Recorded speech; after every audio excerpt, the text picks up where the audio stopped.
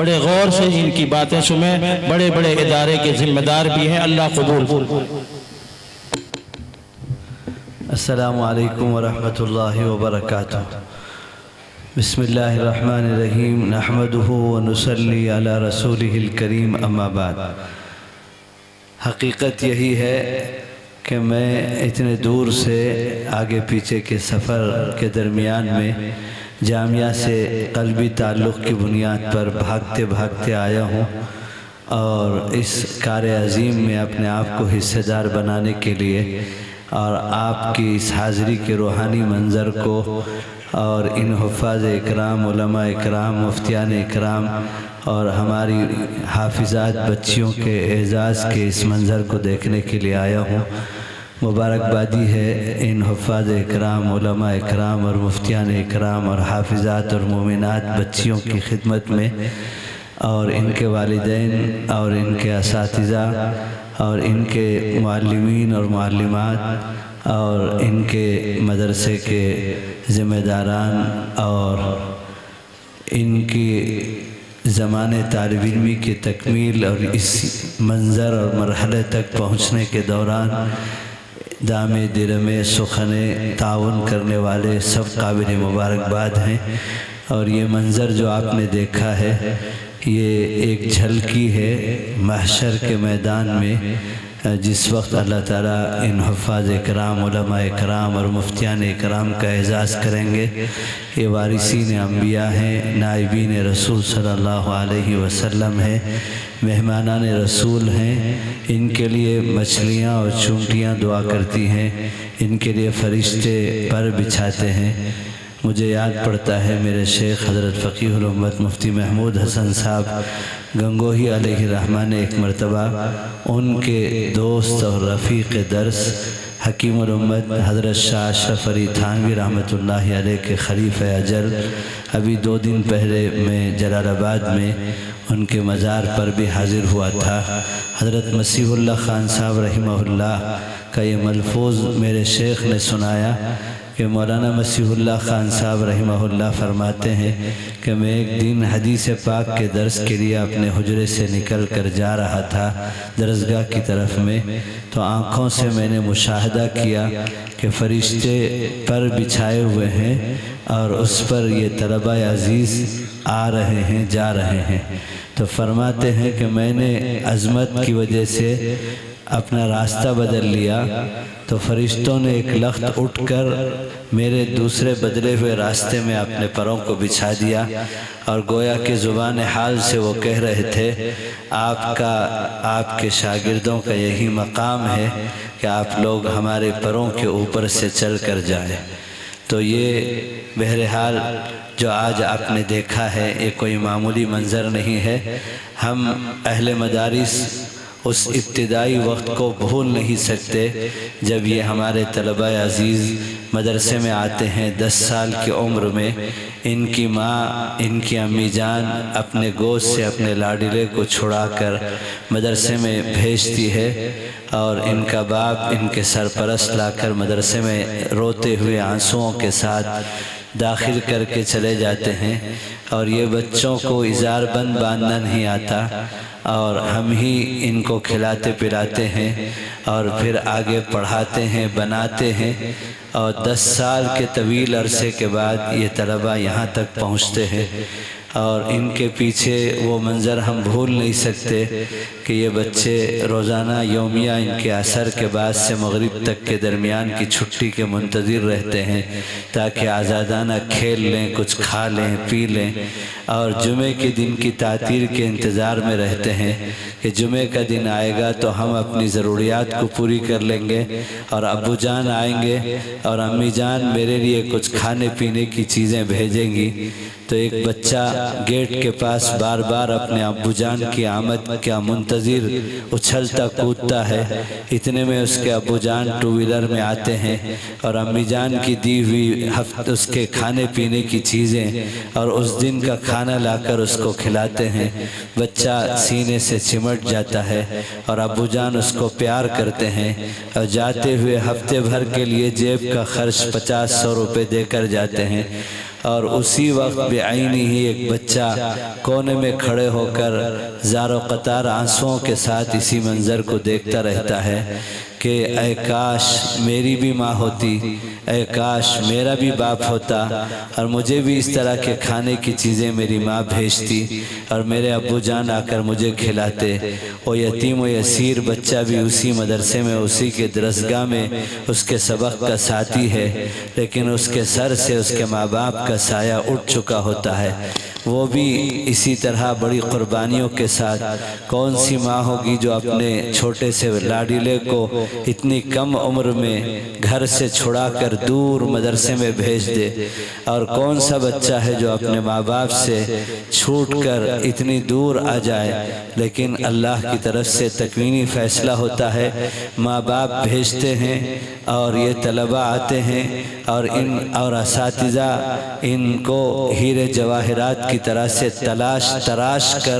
تراش کر ان کو اس مرحلے تک پہنچاتے ہیں، اور آپ حضرات اس میں معاون بنتے ہیں۔ کسی کا پیسہ لگتا ہے اور کسی کا جو ہے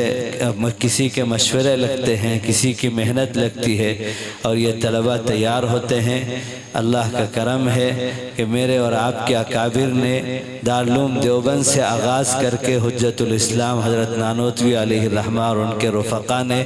یہ مدرسوں کا جال بچھایا۔ آج ملک میں 3 سے 4 لاکھ مدارس چھوٹے بڑے جو چل رہے ہیں، وہ یہ دین کی حفاظت کے قلعے ہیں، اور ان مدرسوں سے آج کے اس جلسے کا ہمارا یہی پیغام ہے کہ جتنا زیادہ تعلق ہوگا اتنے زیادہ ہماری زندگی میں ایمان اور دینیات باقی رہیں گے۔ اگر ہم ان مدارس سے اپنا رشتہ ناطہ کمزور کریں گے اور ان مدرسوں کے فارغ ہونے والے علماء اور مفتیوں سے ہم دور ہوں گے، بدظن ہوں گے، تو ہماری زندگی سے آہستہ آہستہ کر کے ایمان نکلتا چلا جائے گا۔ علماء سے اور ائمہ سے، مفتیوں سے دوری پر وعیدیں ہیں کہ علماء سے بدظنی اور علماء پر اگر کوئی معترض ہوتا ہے تو اس کا انجام دنیا میں بھی اچھا نہیں ہوتا اور آخرت میں بھی اچھا نہیں ہوگا، لیکن نقد نقصان یہ ہوگا کہ آہستہ آہستہ دین زندگی سے نکل جائے گا۔ آج گمراہی کا زمانہ ہے، قادیانیت کو نمٹتے 150 سال سے زیادہ کا عرصہ ہو گیا۔ انکار حدیث کا فتنہ، شکیلیت کا فتنہ، فیاض بھیا کا فتنہ، انجینئر مرزا کا فتنہ، گوہر شاہی کا فتنہ، اور کیا کیا فتنے چل رہے ہیں، اور دھڑا دھڑ لوگ اس فتنوں کے زد میں ہزاروں کی تعداد میں چلے جا رہے ہیں۔ اس کی وجہ صرف اور صرف یہی ہے کہ جانے والے لوگ یا تو علماء کی شان میں گستاخ ہیں، یا تو علماء بیزار ہیں، یا تو علماء پر معترض اور بدظن ہیں۔ جو دین اور دین کے جو ہے وارثین ہیں اور جامع ہیں، علماء اکرام اور حفاظ اکرام سے دور ہوں گے تو موجودہ ہدایت کی کوئی گارنٹی نہیں ہے۔ اسی لیے نبیوں سے بھی امت کی تعلیم کے لیے دعا منگوائی گئی، ربنا لا تزغ قلوبنا بعد اذ ہدیتنا، اے اللہ ہدایت کے بعد گمراہی سے میری حفاظت فرما، اے اللہ ہدایت کے بعد گمراہی سے میری حفاظت فرما۔ یہ مدارس دین کی حفاظت کے قلعے ہیں۔ جس طرح بجلی کے پاور ہاؤس سے ہمارا تعلق ہوتا ہے گھر کا، اور تار کے ذریعے سے حسب ضرورت بجلی حاصل کر کے اپنی ضروریات کو روشنی میں پورا کرتے ہیں، اسی طرح ہمارا جتنا تعلق مدارس سے اور ان علماء سے اور حفاظ سے، مفتیوں سے، ائمہ سے ہوگا، ہمارے اندر، ہمارے نسلوں کے اندر دین چلے گا۔ اس لیے آج کے اس اجلاس کا یہی پیغام ہے کہ آپ علماء سے اپنا تعلق بڑھائیے، اور جو ہے